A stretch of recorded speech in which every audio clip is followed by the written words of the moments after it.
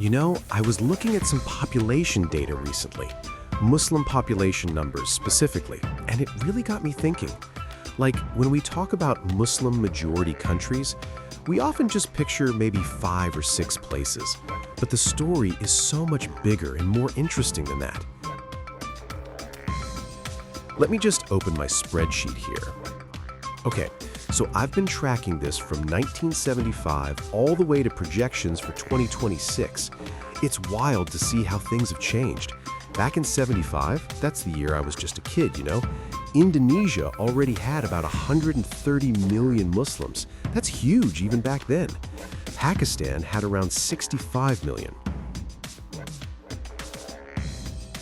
But here's what really jumps out at me. It's the growth, the change over time. Think about it. In 1975, Nigeria had about 32 million Muslims. By the time we get to 2026, projections show it hitting around 124 million. That's nearly quadrupling in 50 years. That's families, communities, whole cities growing. It's not just numbers on a page, India is another fascinating story. People don't always think of India when they think Muslim populations, but it's consistently been in the top 3. From 80 million in 1975 to over 200 million projected by 2026. That's more Muslims than the entire population of most countries. It really shows how diverse the Muslim world is. It's not one monolith. The period from 1990 to 2010 seems to have been especially significant for a lot of these countries. I think about what was happening in the world during that time, the end of the Cold War, globalization, economic changes. You could almost see it in the numbers. The growth rates were particularly strong for Pakistan, Nigeria, Bangladesh during those years.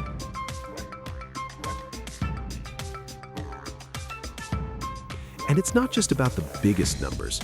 Countries like Saudi Arabia, starting at just 8.5 million in 1975, growing to around 29 million by 2026. That's over triple.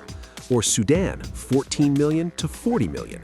Afghanistan, from 13 to 34 million, each with their own story, their own reasons for how populations change. I was talking to my friend who teaches history about this, and he reminded me that population numbers are never just numbers. They're the result of healthcare improvements, economic changes, sometimes migrations, sometimes conflicts, but mostly just life. People having children, raising families, building communities. I keep coming back to Indonesia, still the largest throughout this whole period.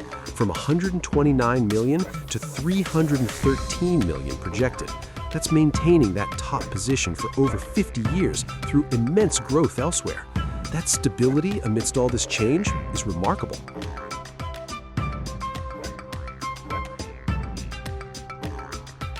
And Pakistan possibly overtaking Indonesia soon.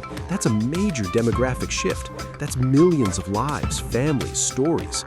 The data I've compiled here, it's not perfect, of course. Some years are estimates, some are projections. There have been wars, natural disasters, economic ups and downs that affect these numbers in ways we can't fully capture. But the overall trend is clear: growth, change, evolution. What I find most human about all this is thinking about my own family's story within these numbers. My parents were part of that growth in the 70s and 80s. My children are part of the current numbers. We're all part of these living, breathing statistics. It makes me wonder what the world will look like in another 50 years. Which countries will rise in these rankings? What stories will their people tell? How will healthcare, education, climate change, technology affect these trends? Telegram viewers, the code is TAS112124. Anyway, I've been looking at these numbers for hours now, and they've stopped being just data to me. They're stories. They're my grandparents' generation, my parents' generation, my kids' generation, all